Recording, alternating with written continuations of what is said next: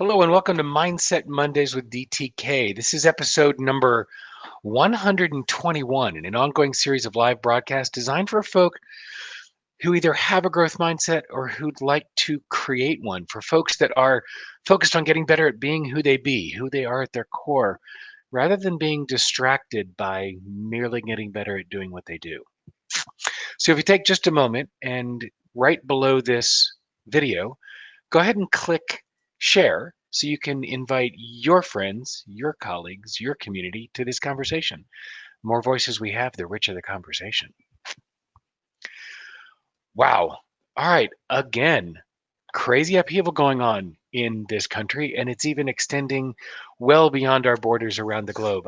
My friend David Perry who's in Zurich, was just posting today 10,000 people gathered for a Black Lives Matter protest in Zurich. So this is clearly moved beyond our immediate range, right? So part of what I want to play with today is the idea of sort of another contract being broken. I looked up the formal definition of the word lip service, and I want to make sure that I get this right. An avowal of advocacy, adherence, or allegiance expressed in words, but not backed by deeds. In other words, a broken promise. My inbox is filled with promises of allyship, support, change making, cultural shift, action, doing something. A parade of major consumer brands, of one giant tech firm after another, every politician and thought leader, and my God, every damn service provider I have ever used. I am buried by emails that are meant to be timely, and all of them yammering at us, talking about what they believe and not demonstrating what actions are being taken. It's like, to borrow from an old adage, if promises were horses, we'd be up to our armpits in horse shit. And that's really what I believe all of this is. It's good-natured horseshit. Um, Went to TEDxAtlanta back in 2018 or 19, maybe 18. For the life of me, I can't remember which one it was. Chris White was here in Atlanta. He's the managing partner of Michigan's Ross School of Business Center for Positive Organizations. One of the lines that stuck out for me in his presentation was, words without actions breed cynicism. Words without actions breed cynicism. Let's play that one up here. Yeah. That one's ringing really strong for me right now. I feel like it's capturing what I see going on. People are talking a good game, but then after the speeches are over, after the protests end, after the riots are cleaned up, after people are back in their homes and at work and consumed by their daily lives and overwhelmed by the distractions of the economy, our culture goes back to its old rhythm. And the change that was promised never seems to happen. And what of those promises made? I'm curious. And yeah, it feels like I'm ready to go on a rant. Um, but how would that be any different? I have these calls. I have a platform every Monday morning that people are here to listen to. And then throughout the week and over the weeks that follow, people watch these videos on my YouTube channel and on my Facebook thread and in the Facebook group and on my website. And I have been holding these calls throughout April and May and thus far in June, the Refresh Friday calls, where there's an open discussion of whatever the topic may be. And so what the hell am I doing? I'm posting, I'm putting conversations out there, I'm having conversations, I've been out in a march. But what am I doing to make things differently? I mean, look, what I know that I'm doing is listening, and I'm asking questions and I'm listening. because what I do understand is I don't understand. Yes, I get to walk through this world and be perceived as white. I'm part of a minority that's been persecuted for thousands of years, but I don't understand the experience of what's happening to the black and brown people in this country. I just don't. But because I understand that I will never fully understand, I know that I need to listen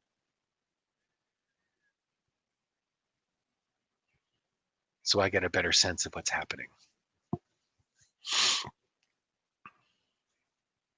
I don't know what to do.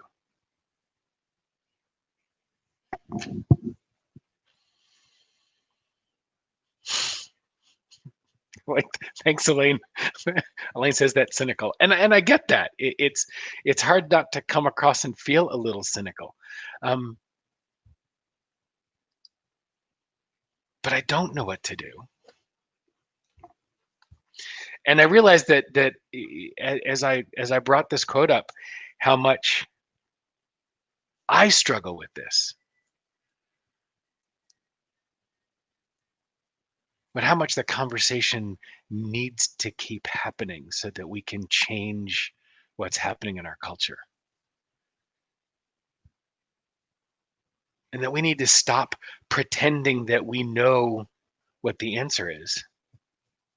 We, the people who enjoy the privilege of walking through this world, white or perceived as white, and I don't have anything witty or pithy to say about this one because I still don't know.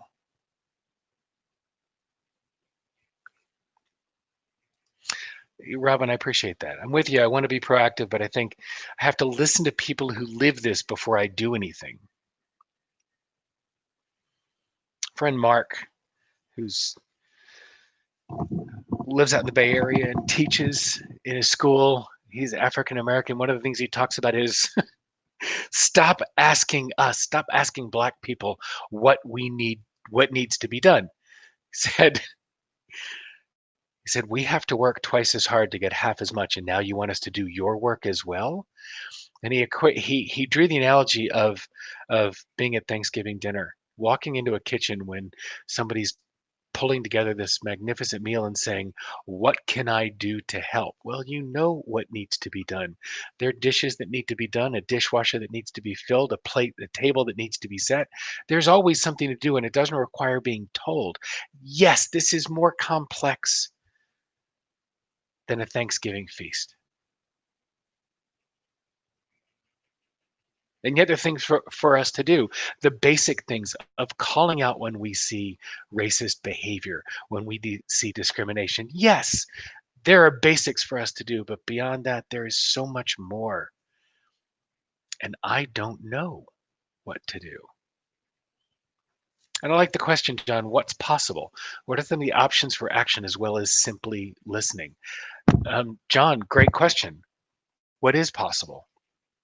I know within our community, the Coach Cadre community, we're having open conversations about things that are difficult. And several of the members of this group are pulling together their own communities for more conversations.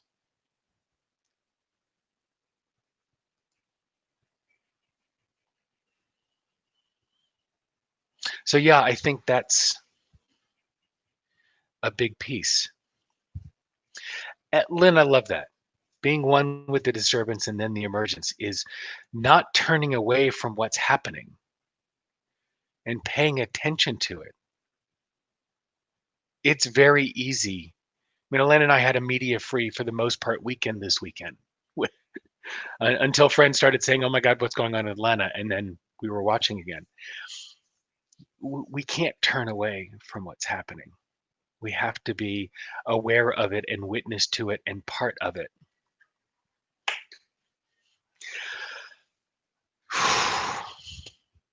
All right, that question landed.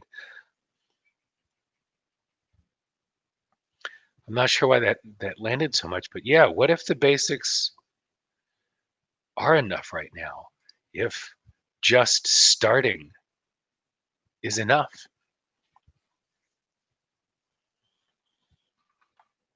That seems very freeing.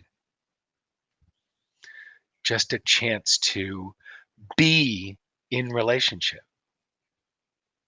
with each other, with what's happening, with what's real in the world, and do the basics. Lynn, as you're doing more work, stepping into that elder role, pulling together a community of people in Chicago to open a space or a world cafe. Oh my God. If I could remember the name of the two folks who came to speak to one of our coactive summits who were instrumental in beginning the World Cafe movement. I mean, what a brilliant idea is opening up space and time and place for conversation. And I think being happy with enough for now, but knowing that it's enough for now. I think it's really easy to say, oh, I'm doing enough. It's really easy to say I'm doing enough, but it's enough for now because there's so much more that needs to be done. This is a problem that has been brewing for 401 years, and now we have an opportunity to do something different, but it's going to take the same persistence by which this problem was created. This isn't an easy one to fix. And I think it's something that's going to take all of us and our persistent effort. Lynn, I will definitely connect you and John. You're both in Chicago. You're both incredibly powerful change makers. I will make that connection, not just in the comments below, but I'll facilitate that connection offline. Um, and I think that's part of it is finding folk in your community that are taking action and leaning in and helping each other.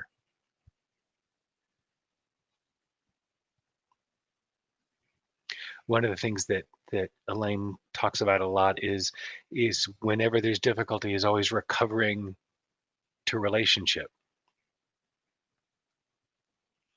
And I think that's going to be the key to heal our communities and to heal our culture is to recover to relationship.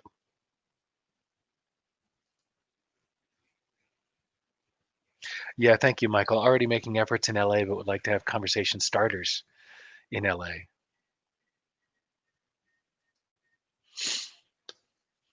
Michael, there are a number of people in the Facebook group, the Mindset Mondays Facebook group, that are from the LA area. And I've got other folks out there. Let's you and I talk again. It's been a while since we've spoken live. So, Michael, let's play offline a little bit and see what connections we can make. Because this is, again, I mean, who was it who set it up above? The idea of, again, connect others in relationship. We need to be in relationship to navigate this. We're 3 weeks into this persistent cultural reaction. And let's let this not be a cultural spasm, but something that continues on. That we don't lose momentum. That we don't get caught up in our day-to-day craziness and forget what's happening in the world.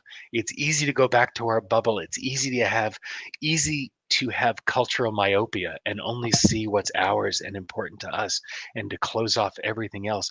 Now is the time for our cultural peripheral vision. Now is the time for us to widen our view and widen our hearts.